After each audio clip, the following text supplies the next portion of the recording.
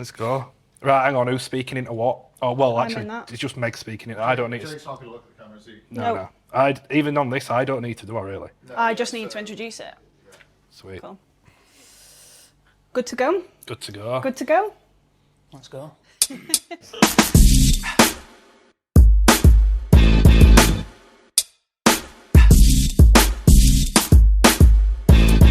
Hello and welcome to our first ever episode of Meg and Matt Meet. Yes, this is not a simping session. This is our platform where we have a special guest on, and we have a very, very good first guest, don't we, Matt? Me, yeah. Not you. No, it is the reigning man of steel, Jake Connor. Jake, welcome. Thank you. Yeah. Good to be here. And we are here at Jake's local club where you coach, Siddle. So this is our lovely backdrop today. Before they even say it, they're all in a mood with me because I turned up late. You weren't even late. No, Jake was early. Jake was early. No. When I say you weren't late, you were horrendously late. Blame the Yorkshire traffic. This is also no. So I picked Meg up from her house to go to the Everton game on Saturday. She told me to get there for quarter to 11. Yeah.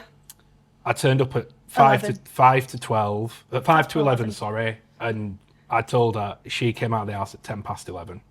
She's late for everything. It's just one of those things. And it's not the Yorkshire traffic, she can't drive. She's the slowest driver you'll ever meet. Jake were here early, albeit Jake was just telling us that he turned up 2 hours late for his first day at Leeds. Yeah, so one of my thing is never be late. And I remember I turned up at Leeds. I was injured, actually carrying a knee injury, and so I trained for all the off-season before pre-season started. We always get there half an hour early before physios or whatever, just to beat the traffic. And then first day comes pre-season, set off at my normal time, and there's a crash on the motorway. So I thought, right, back way it is. So I've gone through Bradford. It's backed up everywhere, and I was 2 hours late on my first day. And unfortunately, couldn't get out of it and had to spin the wheel that day. So it was a great first day to be a part of. So spin the wheel, tell us about that, because people won't know what that means. There's just certain things on this spin the wheel. Might be 30 quid into the coffee club.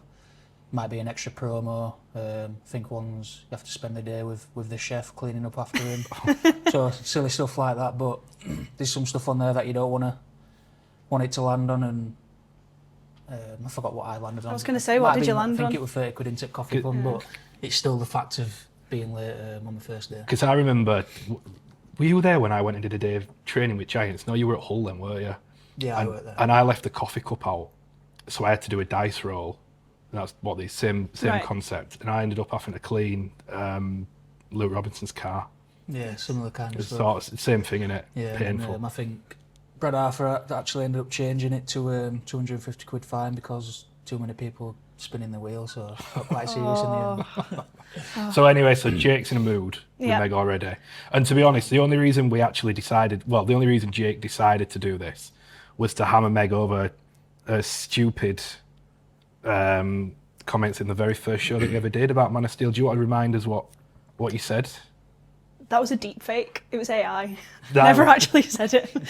Go on, remind us. No, my words. No, I said you would be in my top 5 for Man of Steel.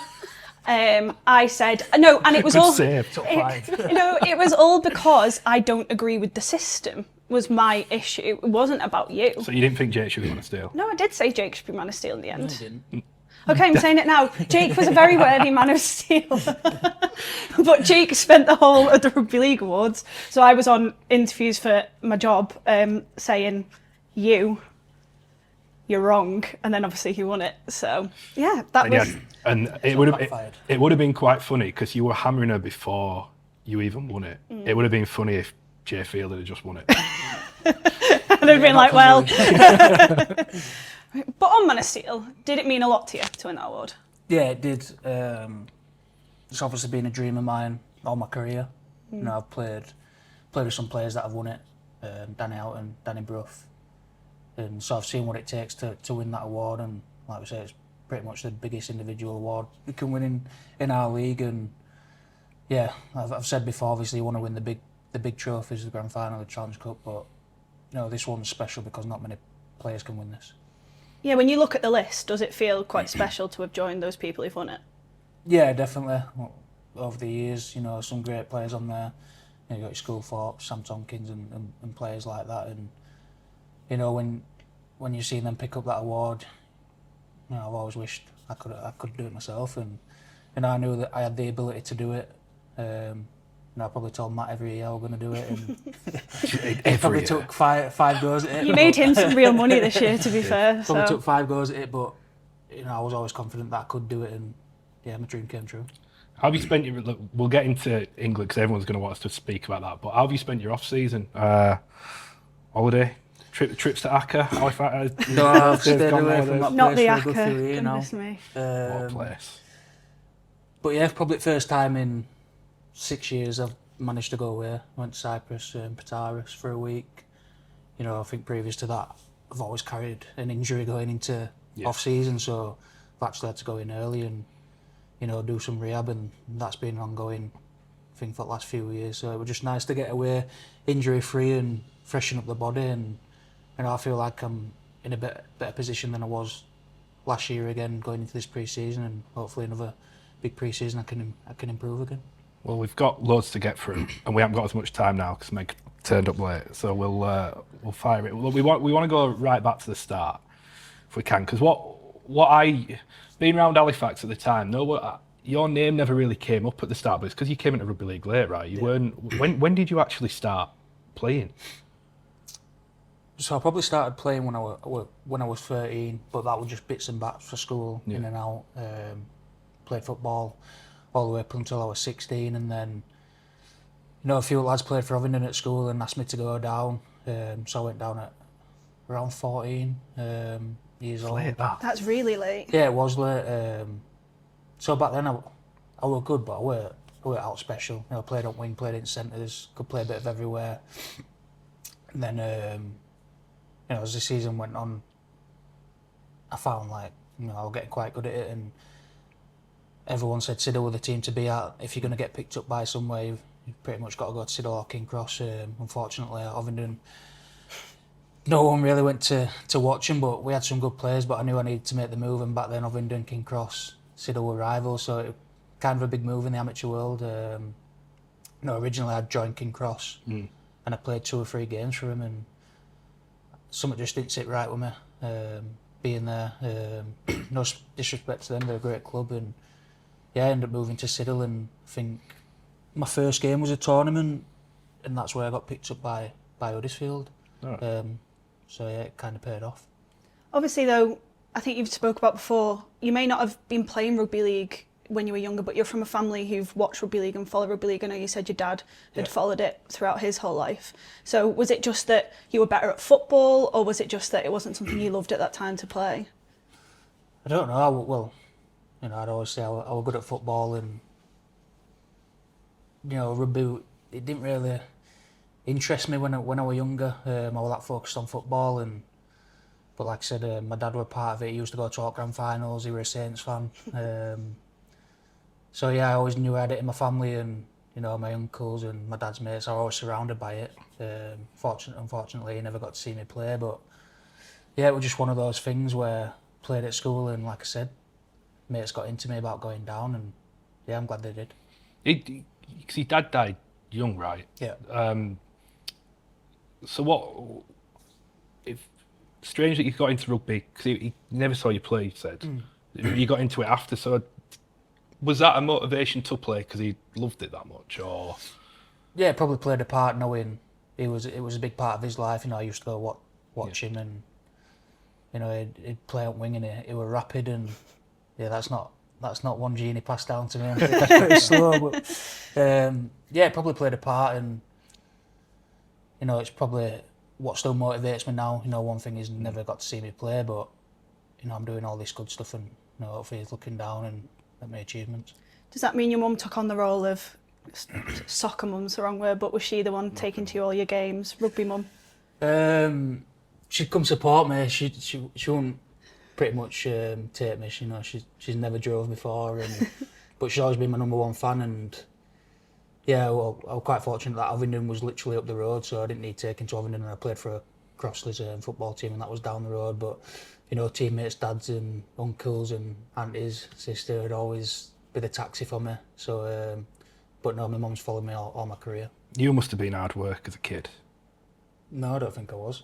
Nah, behave. I don't believe it. No, I was quite sporty with it, so I was never in the house. I was always out, cricket, football, rugby, till it went dark and then home and then repeat that. So I'd have had my moments, but I think my brother were worst out of both. School, were you all right at school then?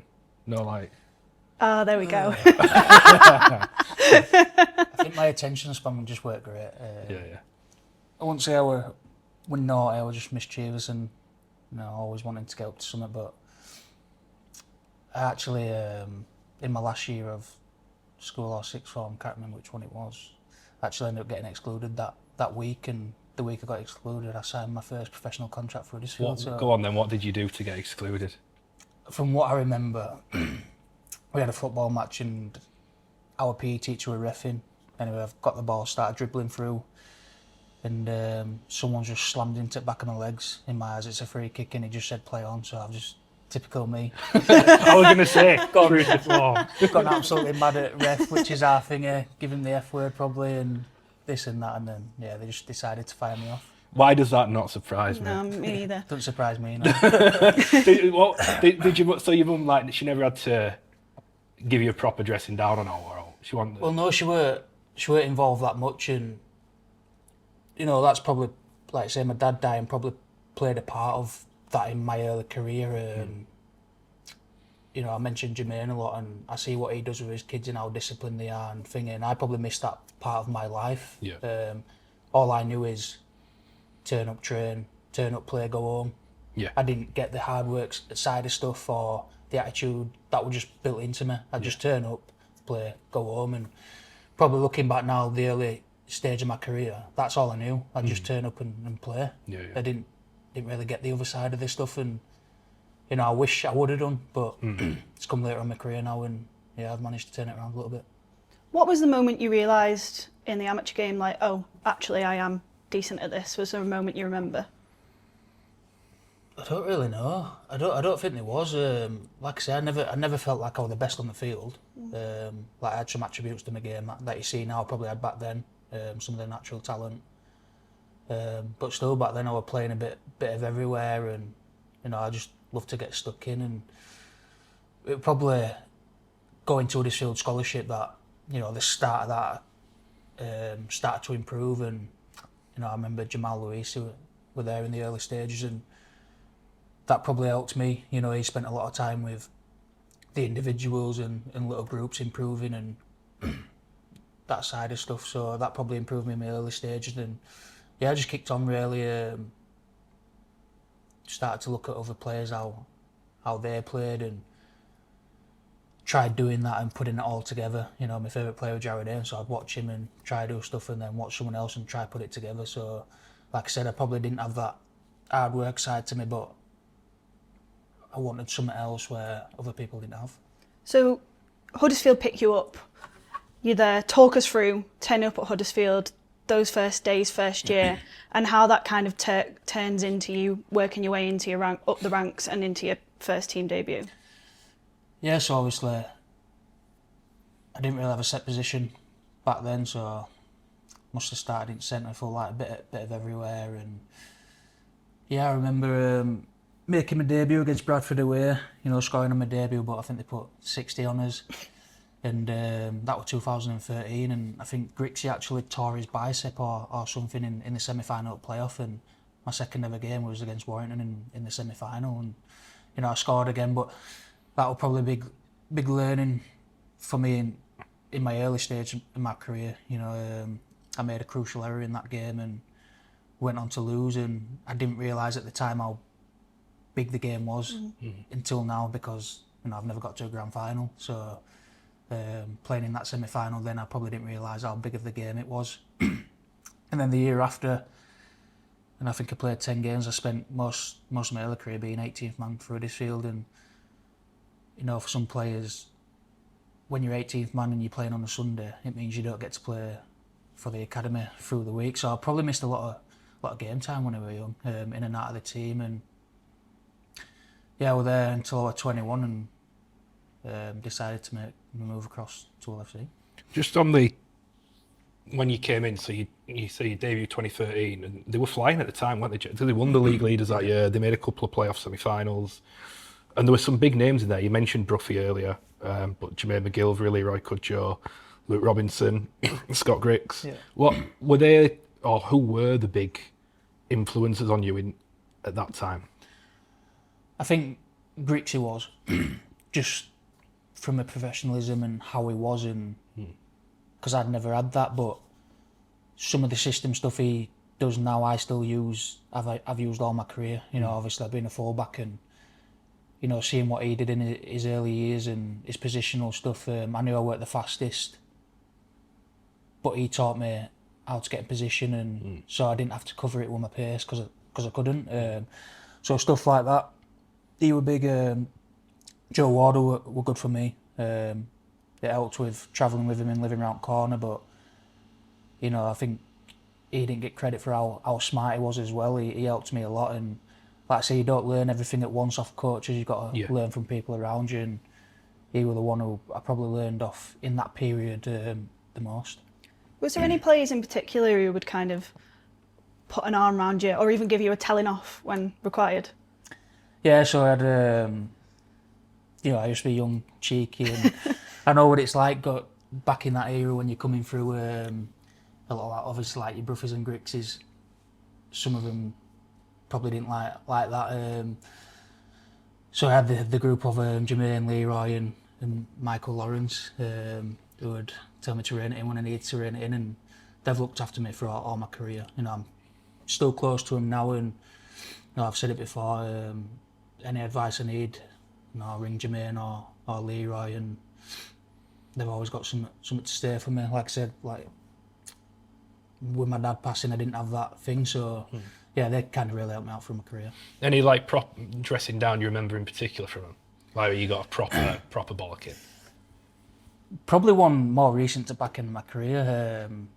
When I was at Huddersfield, Jez was still there, and you know, I'd been dropped by Ian Watson, and something I've never faced before, and you know, my instinct and my ego took over, and I was like, you know, this ain't happening. I need to voice my opinions. Blah blah blah. I'm not playing reserves and this and that, and probably took me a while to calm down. And Jermaine actually rang me after, and yeah, kind of gave me the bollocking, saying, "No, you are playing. Like you need to show them what you can do." I know, obviously, no, it's not nice and thingy, but don't want to tarnish my reputation and stuff like that. So yeah, there's definitely been good advice from that core of players. So you talked about you left Huddersfield and went to LFC.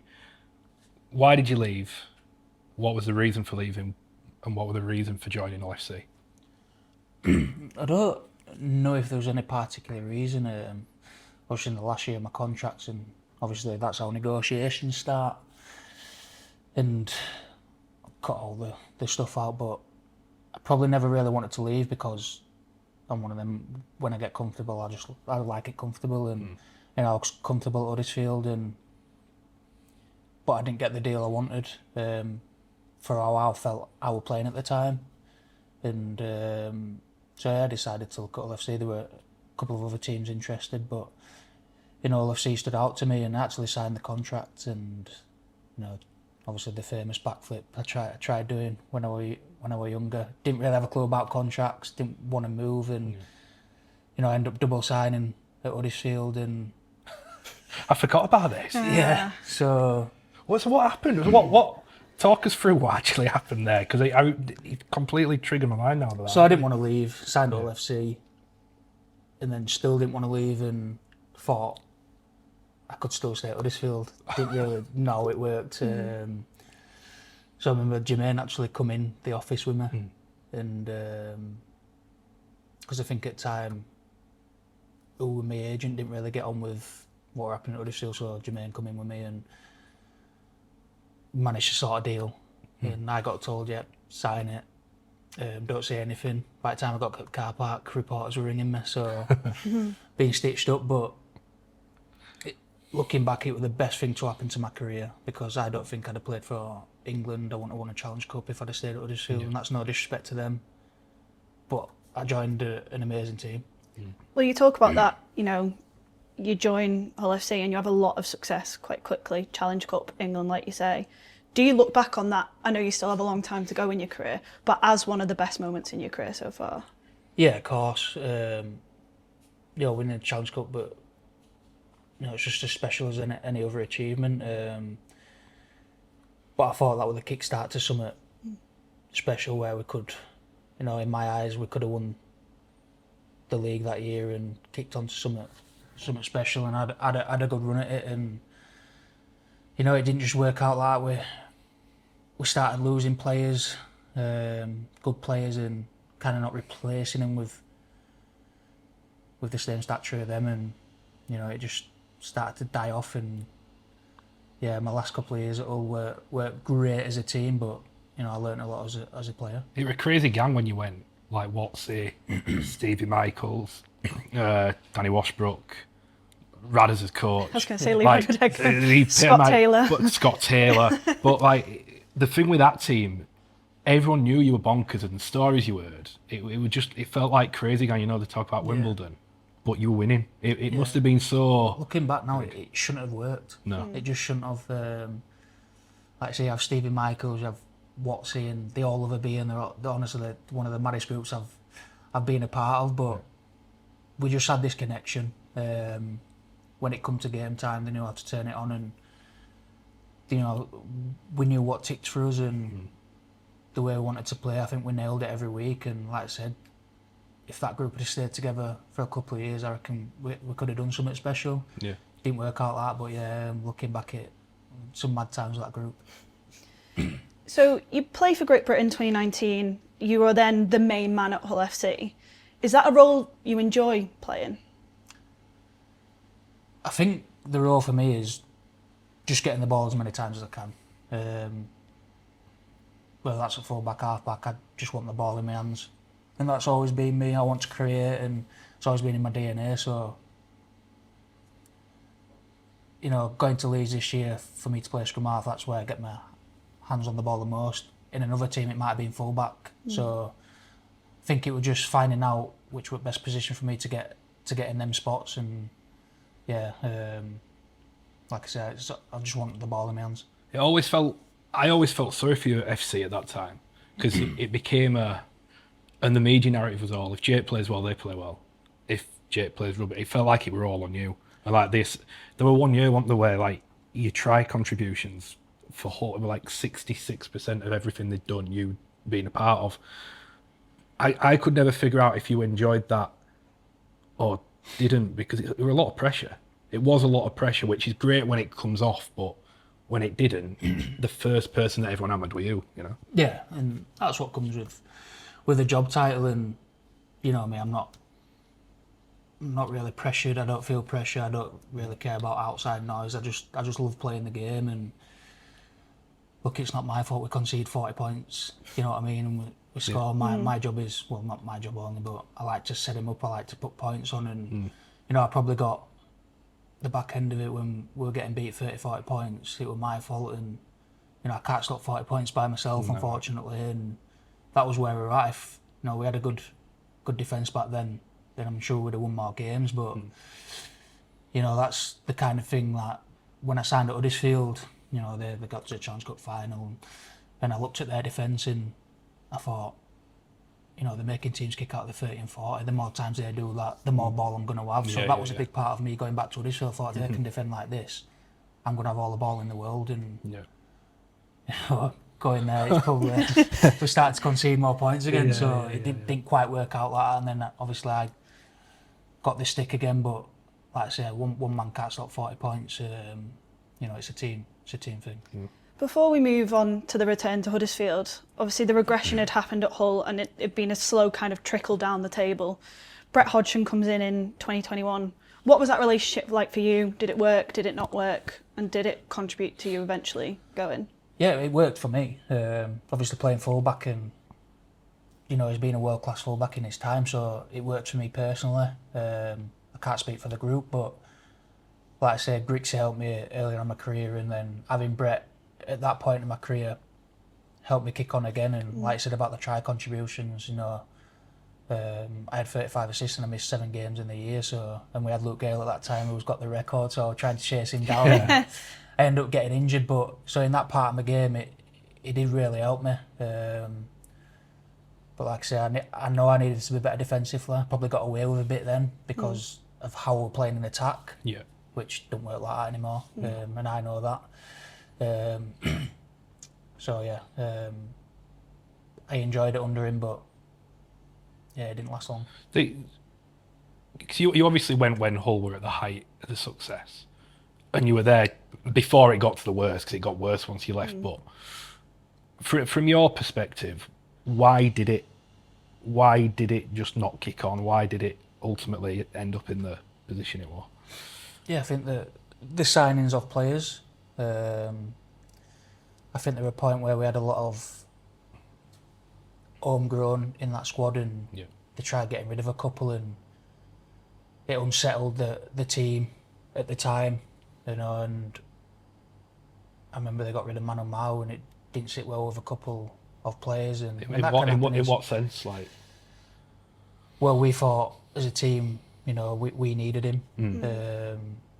You know, like we had Chris Saté, Liggy Sound, they're all close, and we didn't want to lose him. And I think it just kind of unsettled a few players. And you know, when you start to get a few unsettled players, it can become infectious, and that's what kind of happened. And then we didn't replace that with, like I say, the stature of the players we were getting rid of. The Sneedy as well. Sneedy went end of 21, didn't he? Yeah. And that felt like I remember that feeling like a bold call, because he'd been massive. He'd done the Lance Todds and everything, and everyone were like, "Well, it's bold, but will it pay off?" I mean, played for England at the end of the year, didn't he? What was that? Another one, like a big one that was right for the group, wrong for the group? What? It's a tough one, because obviously coaches have got different styles, and you don't know what goes on in the background. But I think when he did leave, is one of them. You realise how much you miss him. Just with the style we played, he knew how we played. He knew what everyone were good at.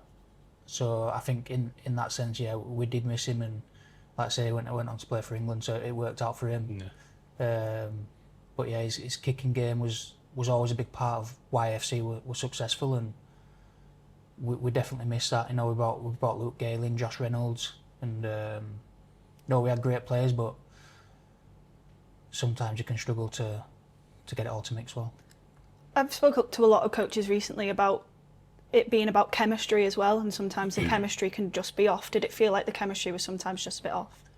Yeah, and sometimes you're a victim to the system as well. Like for me, at Huddersfield, you have to play where certain coach plays, and might not always agree with that, but that's his way of playing, and that style did not suit me one bit. But look at me under Brad Arthur's system. You know, it suits me to a T. I like the offloads, I like the off-the-cuff stuff, and you know, some coaches like the percentage side of stuff, and the kick to a corner and making them break first, but I like the foot on the throat, like, let's put some points on these, and they're not getting back into it. And like I say, it always starts with a good defensive team, but that puts you in position to do what we need to do. And yeah, so different styles suit different players. Let me ask you about your exit from FC, because I remember this being interesting at the time, because it felt like FC went on a bit of a media narrative around it. It got dropped in about your knee, and that was sort of cited as a reason. And it felt like they said a lot without saying anything, but you've never really told your side of that. What's your version of what happened when you left?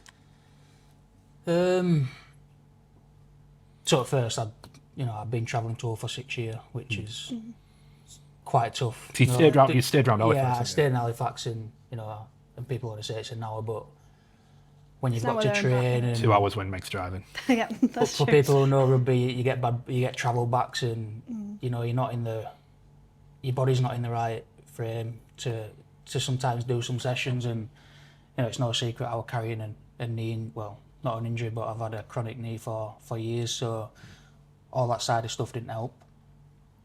Like you say, my name was always in the media over there, and don't get me wrong, when it's going good at Hull, it's the best. You know, it's one of the best fan bases. It's everything around the club.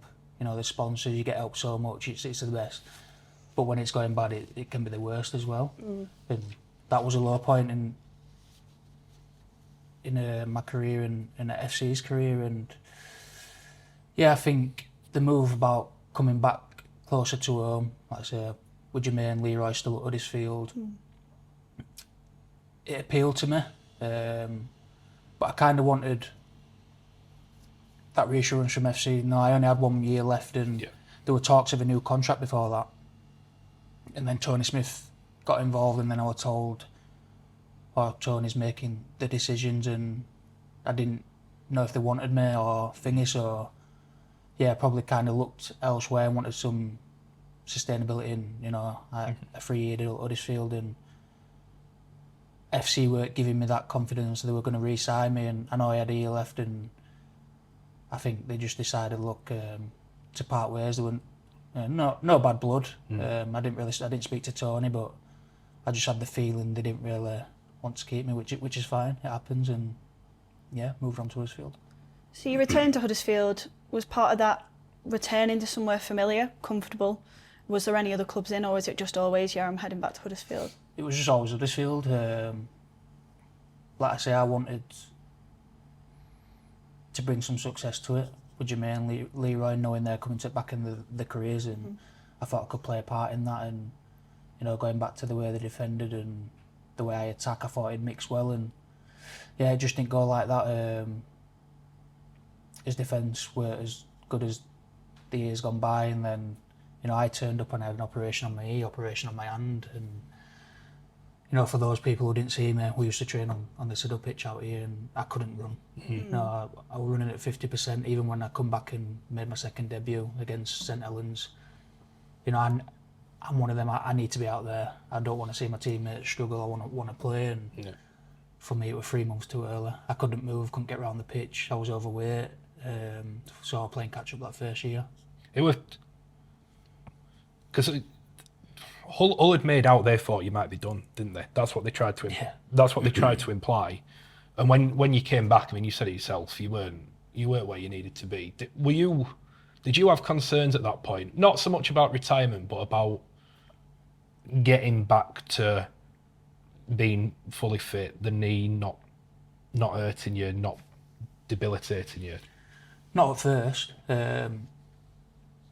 So for you probably didn't know, when I was young, I fell off a trolley and I smashed my knee up and did my PCL.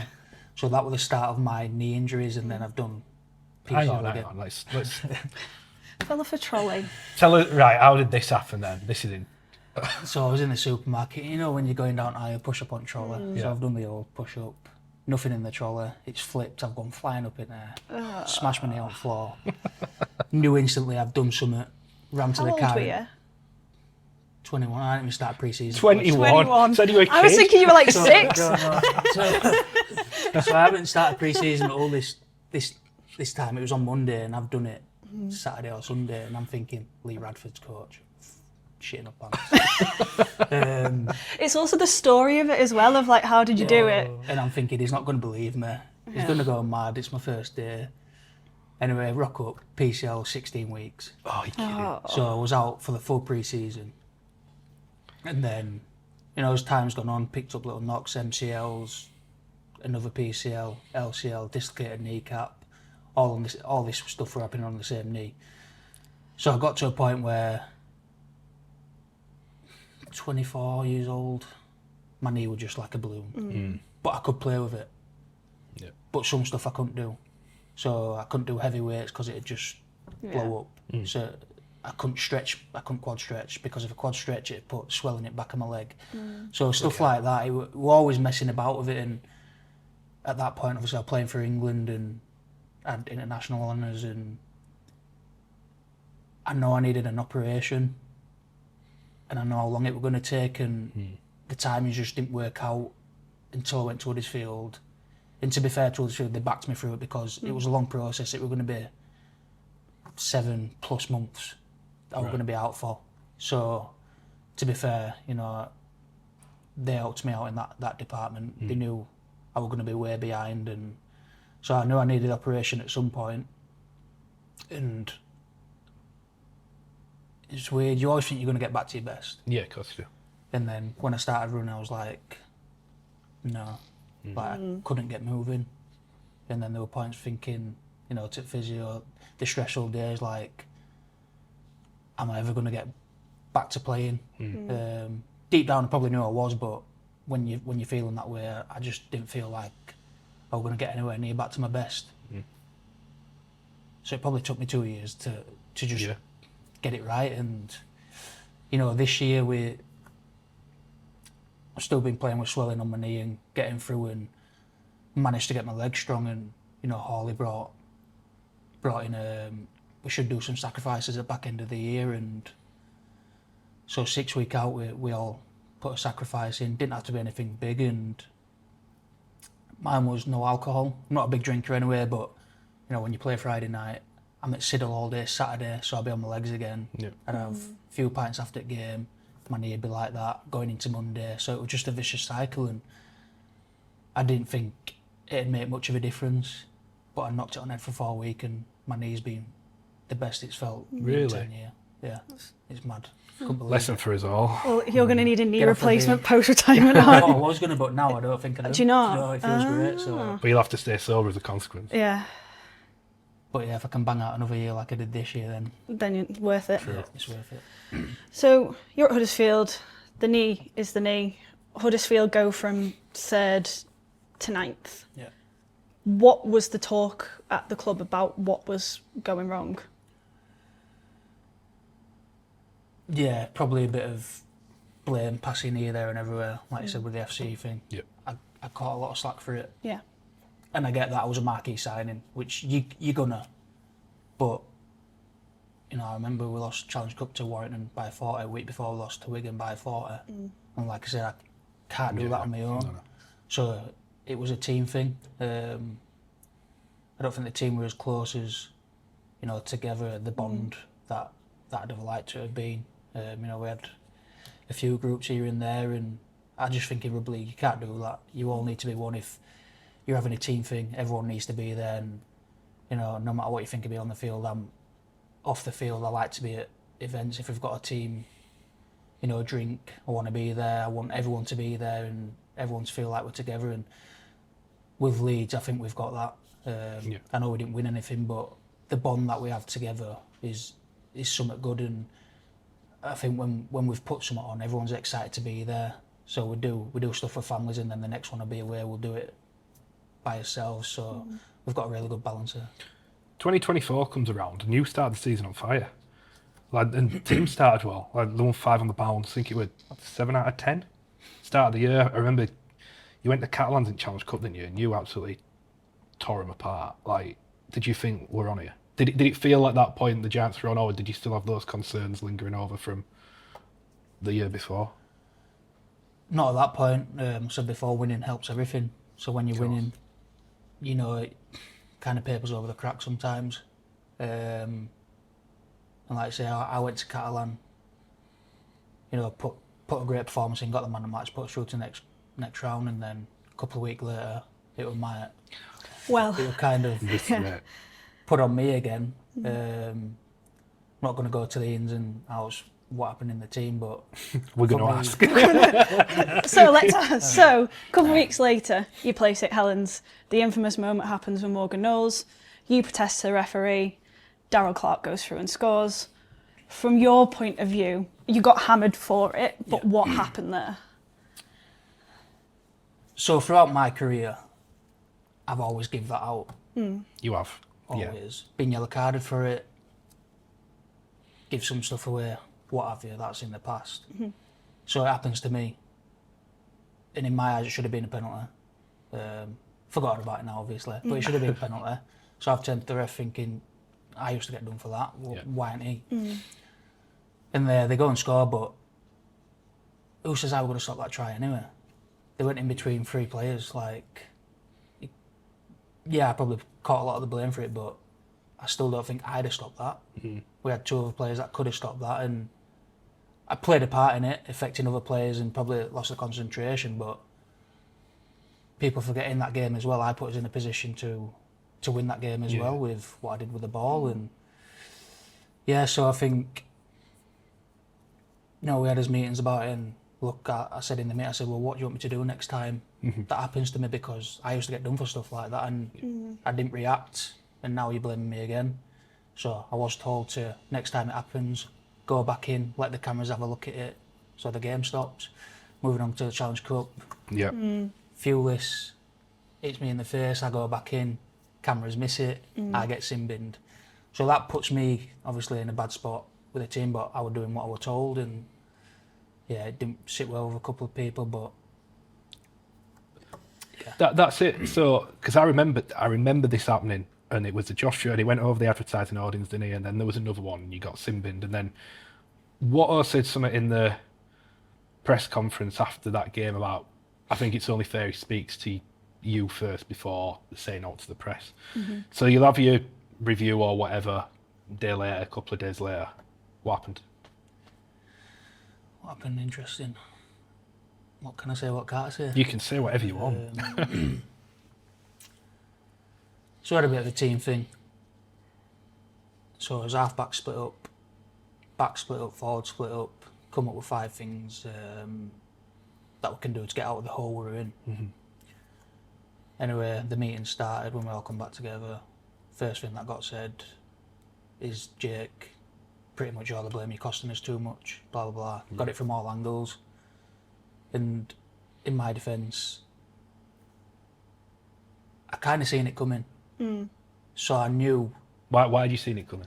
I've been in that position before. Right. Like I say, with all the blame thing at FC, and I learnt by that, so I tried not putting myself in a position where they had reason to, and I had a bit of backup to say, well, this and this, to argue that, and I did, and I got pulled up in the meeting, blah blah blah. Ended up getting dropped. Limelight was probably on me again, or Jake Connors being dropped again, take the focus off the team. So that's what happened at Huddersfield. Did you feel let down by your teammates at that point? Because it sounds like from what they not all of them. Yeah, not all of them. Not all of them. There's a certain way of doing stuff.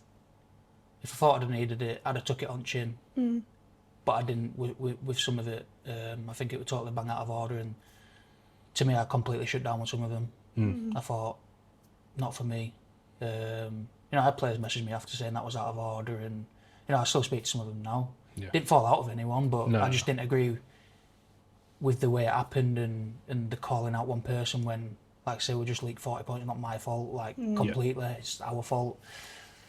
So that kind of put me in a position where I just lost it with some players and just thought, I'm just going to try do myself. And so that's what can happen in sport and in teams, what people don't see. But so that was the beginning of the end for you at Huddersfield. That was you shutting down and thinking, probably I want to be on my way out.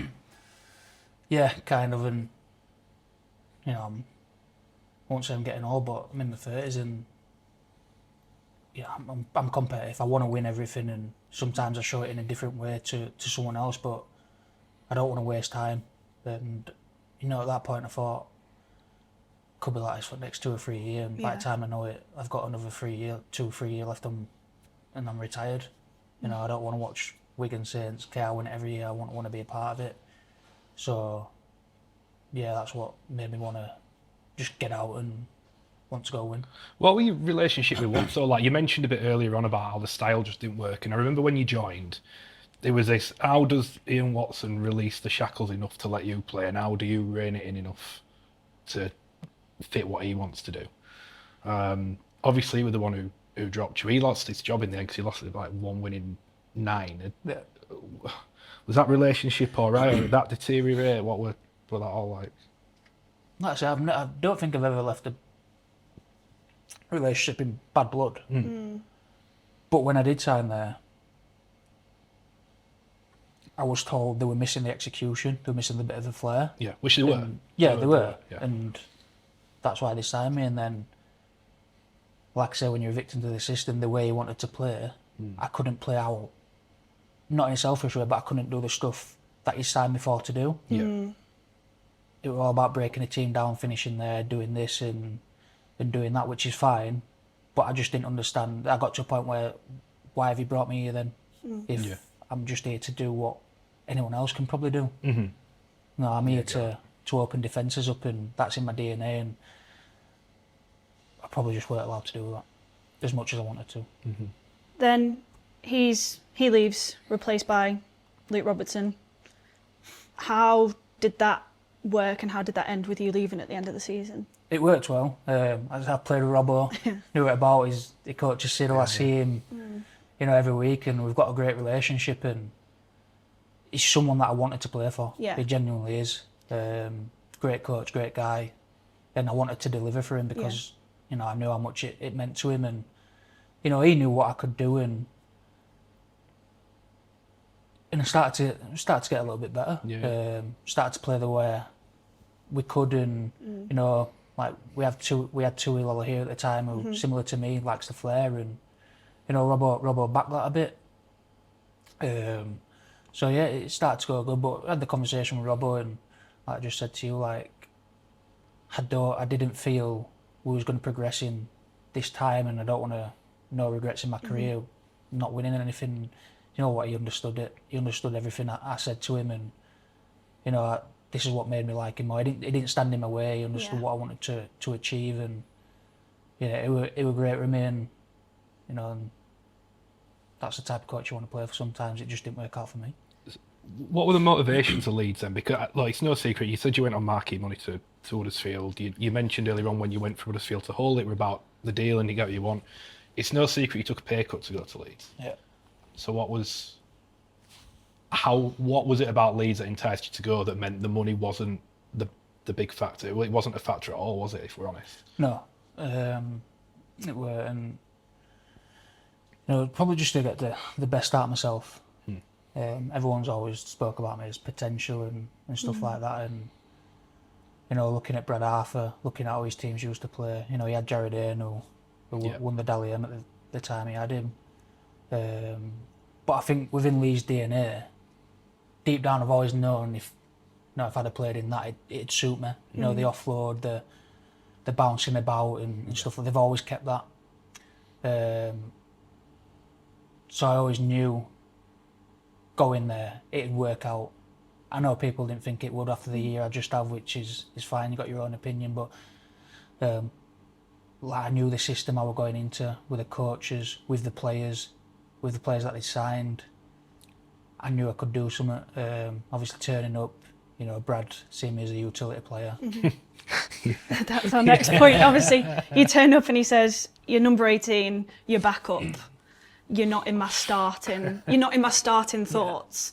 Do you think he's being serious when he says that? Or do you take that as at face value? I thought he was joking at the time. I genuinely did. And then they got a few weeks into pre-season, I thought, he's not joking. You keep putting the bib on and you're like, oh God. Keep playing centre in reserve, he's not joking.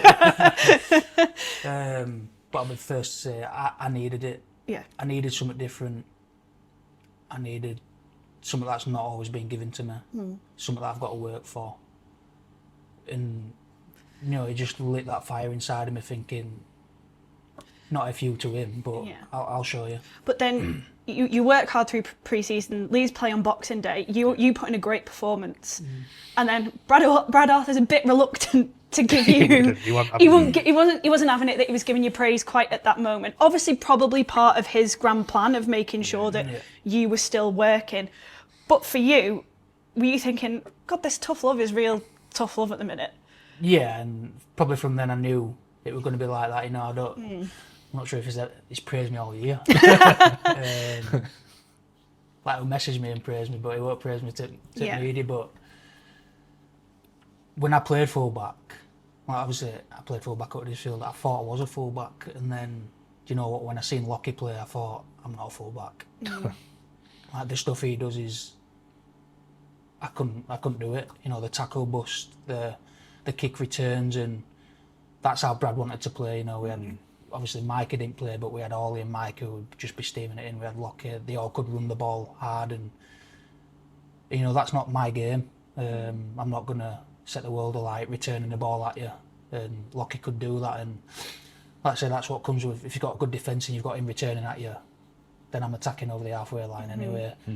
But yeah, at the start, it still obviously said Lockie was number one, so I still didn't know where I was going to play. Obviously Lockie carrying that injury, so all I could do was just play well, and that's what I did. And I don't know, my first 5 games were at fullback, so yeah, after them 5 games probably played well enough to keep my spot, but I was still unsure where I was going. It's easy for us all to say that you started playing as well as you did because it wasn't handed to you on a play and it were a bit of tough love. Was there more to it though? Like, had you grown up a little bit? Do you think, had you changed your mindset a little bit in terms of time's running out, maybe with the age, Was there more to it than simply just didn't give it? Yeah, there's loads more depth to it, but I think I can't just put that down to me. Like, Brad's got to play 80% in that. Yeah. He has to, and I know he don't like the praise,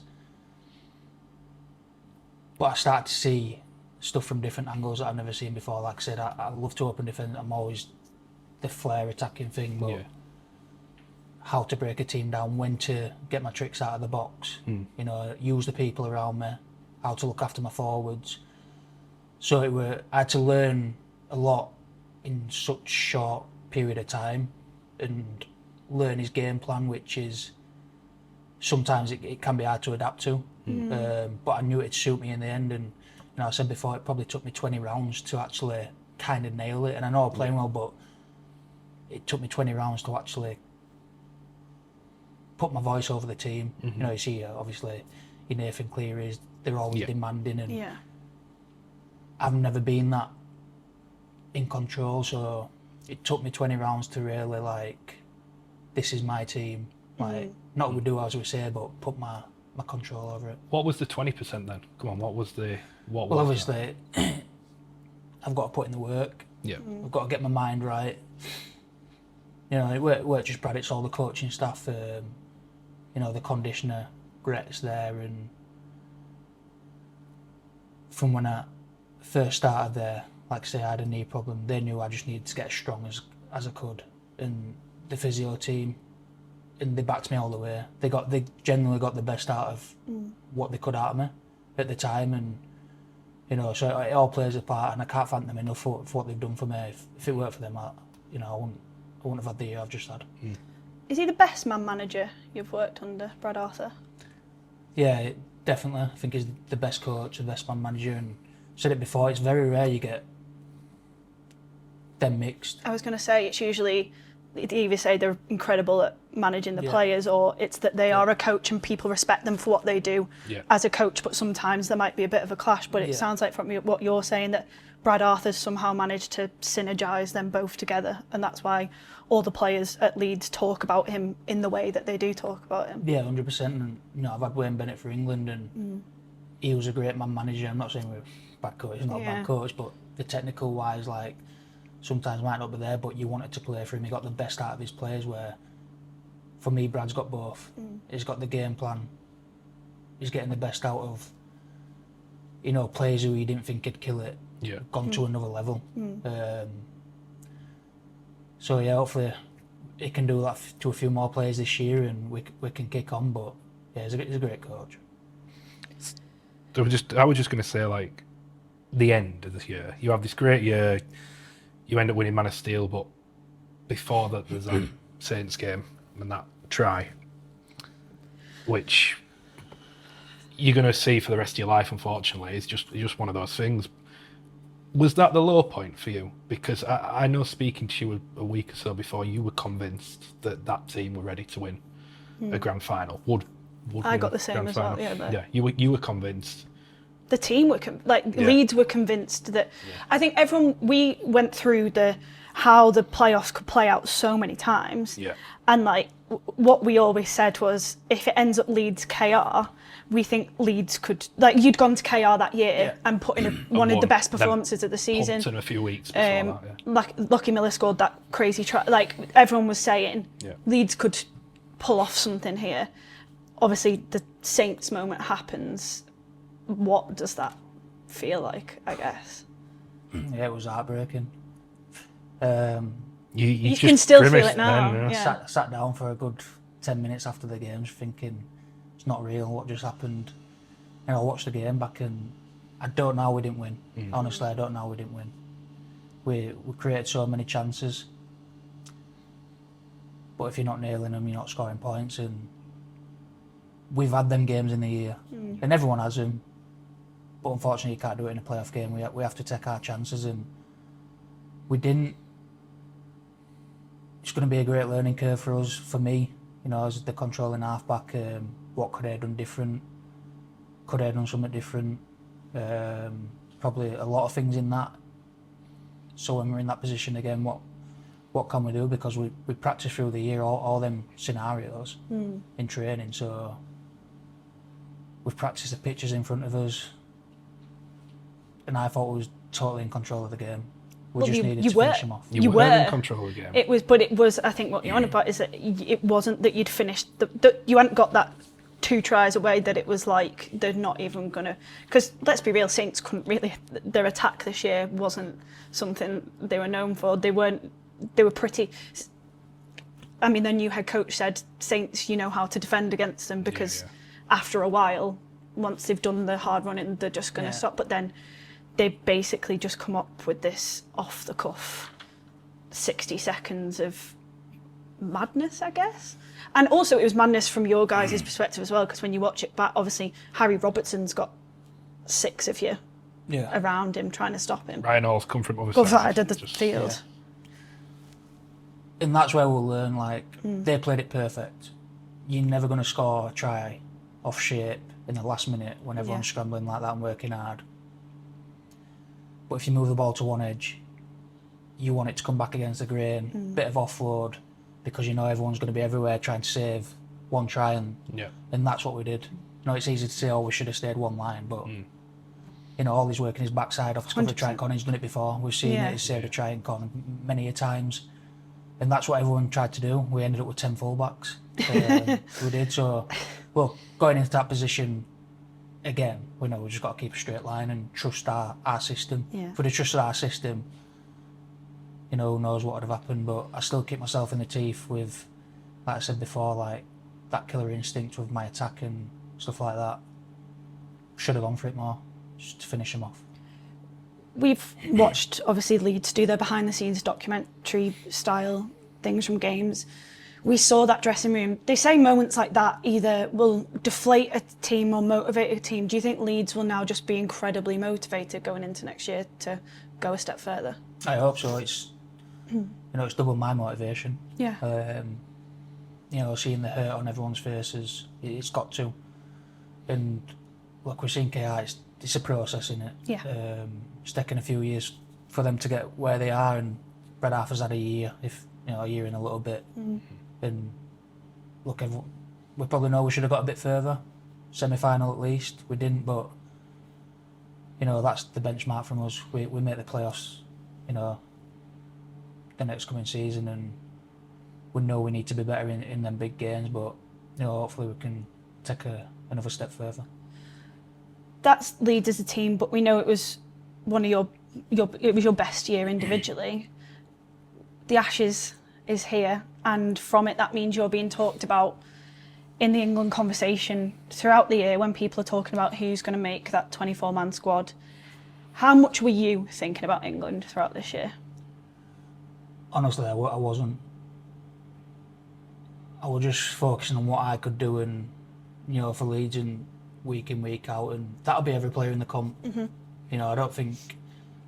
I know it's the pinnacle of thingy, but for me, you can't look too far ahead. And you know, I wasn't thinking about it. I was just thinking, you know, how can I improve each week? How can I get the best out of myself? And just want to keep putting them good games together. And you know, whatever comes off back of that comes off back of that. But when your name is being mentioned in the conversation, you personally, knowing your... Did you honestly ever think you had a chance of making that squad? No. No. No, I didn't. Let's get to it. The whole Sean Wayne thing, the conversation, right, it's been going on for years. Yeah. And there's been this weird... Well, he's been head coach since, what, 2020? 2020, Yeah. But there's been this whole, have they spoke, they haven't spoke, da-da-da. At Man of Steel Awards, I saw there was an exchange, there was a conversation. What was said, and did anything come off the back of that? What, the Man of Steel Awards? Yeah. Didn't speak to him then? I thought I'd seen you have a little conversation. No, I with him. didn't speak to him then. He did ring me the day after though. So he rang you the day after? Yeah. I'd had too many beers, clearly. He was very drunk. I'm sure I'd seen you. But, Yeah. so there had been, so there was... Communication. There was communication, yeah. Look, just to smooth over things in the past. And yeah, pretty much simple as that. I think said if any half-backs go down, I'll be the next one in line. When we've been in press conferences leading up to this series, he's talked about telling Alex Walmsley the things he needs to do at the end of the season to be considered, Mikey Lewis the things he needed to do, John Bateman the things he needed to do. There's quite a few players he spoke about those conversations of, this is what I need more than from you. When the squad was announced and your name was brought up, he said he needed more consistency, I think was the word that Sean Wayne used. Had any of these conversations you had, was there ever a point where he was saying, I need X, Y and Z from you for you to be in this squad? No, I didn't hear anything through the year. That's the first time I spoke to him this year after Man of Steel was, so I wasn't aware what I needed to do. Like I said, I didn't really focus on the outside noise, but no, I didn't have any clue what I needed to do or yeah. Well, did you feel that conversation you had with him after the Man of Steel was a good one though? Like, yeah, we wanted to get on the same page and just smooth things over and just have a chat and clear the air really and yeah. So yeah, that's what we did. And Are you glad you had that conversation? yeah, I am, because it puts all this media stuff to bed. He hadn't spoke to me and blah blah blah, so it's good for both of us. Yeah, yeah. At this point of recording, England are 2-0 down. We've got one match to go. Have you watched it? What have you thought? Yeah, I've watched it. Probably hurts a little bit more than I let on. Seeing the pictures Australia present in defence, knowing my style probably could have opened them up, and I probably could have played a part in that. I think watching we've lacked that, stuff in attack, and I thought game 2, thought the pack were great. I thought they really went after him. First 20, it looked like we were camped down on their line for ages, and I feel like we just needed to come up with something. And I think after 20 minutes, when you don't, I think it really deflates a team. Yeah. And that's what it looked like. Talk a little bit more about that. So I know you like your analysis of the game. What were you seeing from Australia that you were thinking, I could have done something there? I just feel like we could have had better shape on the fifth and last, whether that's around midfield. And this is what I mean by coaches and how they want to finish the end of the sets, but there was opportunity there to run. Australia put 3 back, kick pressure's not great, they're in step back, so why can't we ever pop at them and run, put a little kick in if winger comes up, and stuff like that, and probably for us just to play a bit more straight. I do think, Morgan Knowles been great, he actually went after the game, but not having Victor Radley there, probably miss a bit of a link in the middle to free up them halves, so we're probably looking at his half-backs a bit more to get on the ball a bit more, but that doesn't always work. You always need that ball playing 13 for me, and Morgan can do it, but I think Bradley's just a bit more natural to it. I'm just interested that you've said it's hurt you a bit more than you've let on watching it. Like, genuinely, because you were in Cyprus for the first game, because some fan took a picture and put it all over social media, didn't they? Yeah. Has it genuinely bothered you, like knowing not being able to be a part of it, knowing or wishing you had the opportunity to make that difference? Because you have said before, playing for England and Great Britain has been some of the pinnacles of your career, so it would make sense that I probably played it off a bit, and like I say, you want to be out there, and like I say, feel after the year I had, all banging form, and I thought that's what what we need from international. You need players that are in form, and one thing that strikes me with us is you got Nathan Cleary, Cam Munster in game 1 and Reece Walsh, and you don't see Nathan Cleary and Munster hardly do anything because you got Reece Walsh. Yeah. So that was that was scary for me going into game 2, because I think if one of them, Munster, Cleary, picks up, we are in trouble. So probably leaving Mikey on the bench, I thought we could have done with him at times, just something a bit different. But yeah, that's just my opinion. Do you see yourself playing for England again? I hope so. Look, it'd be nice to have another year like I've just done. Put myself in position for it.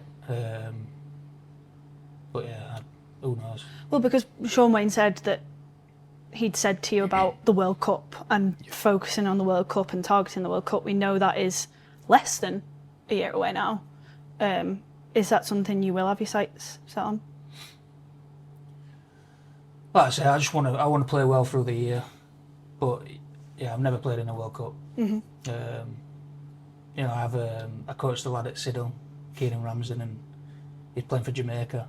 I went out towards him and won at cups over there, and he's playing for Jamaica. And if they'd have got through, he'd have played in the World Cup before me. So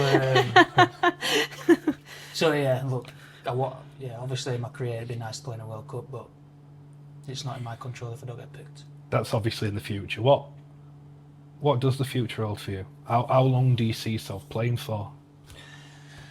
As long as I can. You're 31 now, right? Just on 31, yeah. Just. There's no, I mean, way too early to be talking about retirement, but some players have a goal of like getting to 40. Some don't. I didn't know if you're thinking like one more contract. Are you thinking no, but way more beyond that? I've got way more in now. I just want to play until I can't, or even if that's dropping down to a champ. Would you do that? Would you? I'll come back and play for Siddle one day. Halifax need to just listen to this. So if it gets to the point where I need to, obviously touch wood, injuries don't play a part in that. So as long as I feel good, look at Carl Watkins. Yeah. He's playing England back rower, and he's 34. Paul 35. Sykes is still going at the age of. Paul Sykes is still going. That's what I mean, and no one's saying about Carl's age. No, it's true. He's one of the best players I've played with, by the way. He's absolutely immense, and so I look at that and think, well, I can shoot the way I play the game. I can do that for many more years. I'd like to play Super League till I'm 36 at least, hopefully, Right. And then. Why 36? I don't know, there's not many halfbacks who... I was going to say 36 is a pretty... Yeah. So I reckon 35 definitely. And then if I have to drop down, I'll drop down, and I'll just play until I can't anymore. Okay, so you say Super League till 36. Yeah. You're off contract at the end of next season at Leeds, which would make you 32. Just 32. Do you see yourself staying at Leeds, or do you see yourself moving about once again in Super League? I'm not too sure. With a new rule that's been put in, you can negotiate with the teams December 1st. Yeah. That's coming around. I've still got a year left, so it's only natural for me and for other teams to have conversations if there is any that's going to come of it. So yeah, I don't know what the future holds. But yeah, we'll see what happens December. So you got as it stands, you got to open market. There's nothing done with Leeds, nothing. No, nothing done with Leeds, nothing done with anyone. Just we're not far away, so looks like I say it's only natural for me to go and have a look if I'm going into that time period. Bleezy needs to get on the phone. Well, I told him.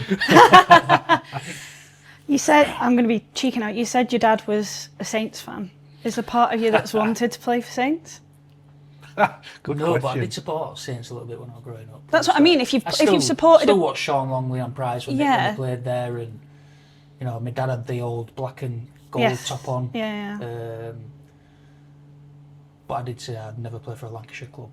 Oh, did you? I've always promised myself that.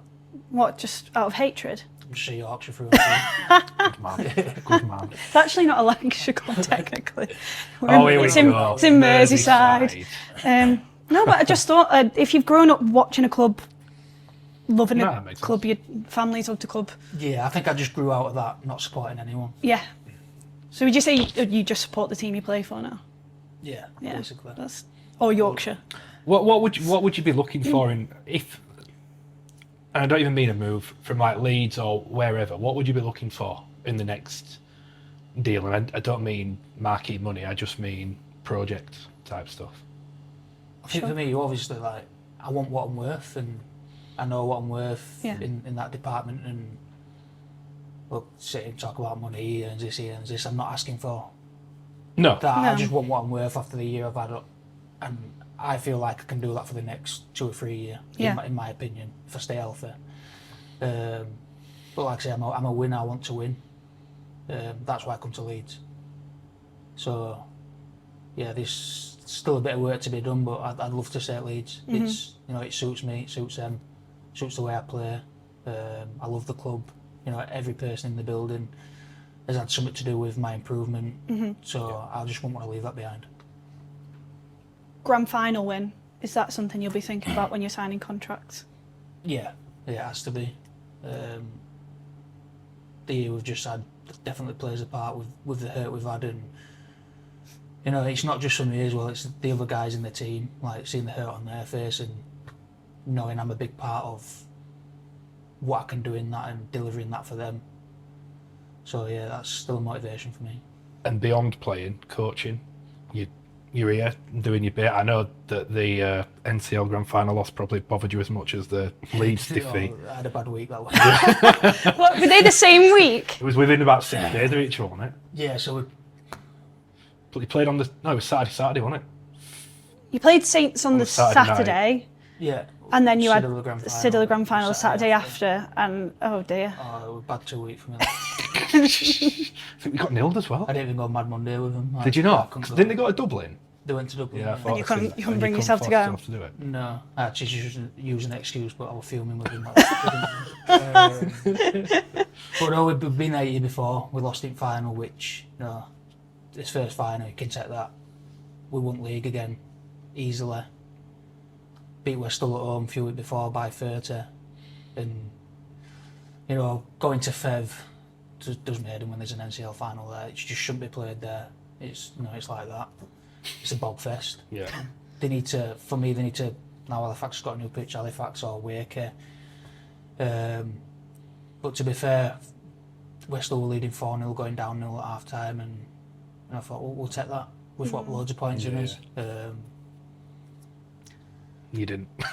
We didn't, and we didn't play the way I wanted us to play. And it's happened twice. The two games that we haven't played well in since I've been here has been finals. Do you see yourself as an head coach in the future? And I mean Super League head coach, or do you prefer assistant? Would you prefer to do analyst stuff? Do you think? I'm not quite sure. I'd definitely like to coach.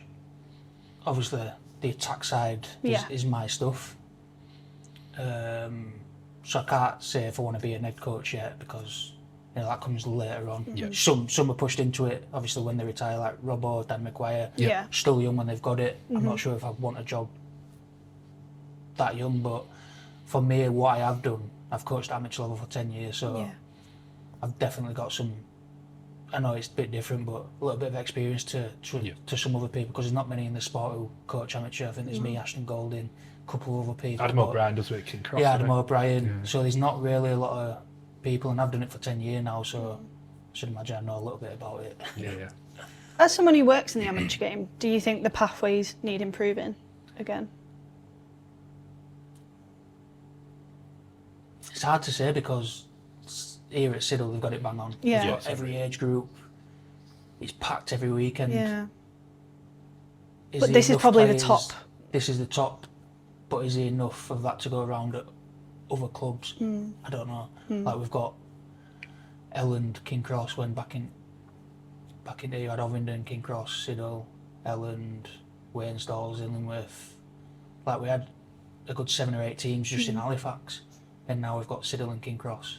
Yeah. So sad, isn't it? Because I'm an Ellen boy. And I mean, Ellen are doing they've got some good stuff going with the women's, haven't they, at the minute? But it just feels across the board. It's just, and even at open age, it's and just, this is what's happening now with, because Siddle's such a good club, and like I made the move to come here because I knew I had to to get scouted. So if you've got a good player at Elland, he's going to want to come to Siddle. Yeah. Whereas sometimes Siddle might be full. Yeah. But because he's an exceptional player, he's coming in, someone else is going out, so... There's no loyalty in the game. There's not, and it's a tough one. Would have never happened when I were at Elland. For the individual, for me, you have to make that move if you want. If you want to be a professional player, you have to come to a club like Siddle. I guess final question. So, 31, 10 years time, 41. What do you, 41? Just 41. Just 40. Just 41. What do you see Jake Connor doing? What am I doing? Coaching. Playing here. Well, if that fits in around the coaching. Yeah, I've been trying to get Grixie down for last year, but just coaching at some aspect of the game. Oh no, it might be rugby union. I don't know. Could be, but just hopefully giving back. And I think the side that we do missing is when you're a young kid, you don't really get much one-on-one time. It's hard with pre-season and how it goes, and I'd love to be able to just get my hands on a couple of players and teach them what they won't get taught. Because you always get taught the system kind of stuff, and sometimes you're expected to just come up with your own style, but I think you can coach that flair into players. I know people talk about natural ability, but I like to think I can coach that bit of flair and, just the subtles of the game, just simple stuff like, the way you hold the ball, so you're spiralling left to right, and I always hold it as if I'm firing it long. But you always get taught to the 6 o'clock pass short because it's easy to catch, but if you look to spiral it long, the defence, you get a different picture and you can play short, so simple stuff like that. You won't see a lot of people do it, and you won't see a lot of people coach because you're always taught to do these simple stuff, but like I say, you hold the ball a different way, it creates a different picture to the defence because they think you're going long and then have it short. So you always have to keep defence on the toes, and that's where I'd like to come in with, them types of players and just simple stuff like that. Well, apparently it's simple. It didn't sound very simple to me. But well, you are new to this. Here we go. It was going to come out at some point. But with that brings us to the end of our first ever Mega Mat Meet. I personally think it was a very good one. Been better if we had more time, if you'd turned up. I think we've had quite a lot of time, but we won't tell him what time it is because he'll get stressed out. It better not be. But make sure to like, subscribe, let us know in the comments. We hope you've enjoyed, and there will be lots more Mega Mat Meets coming very soon.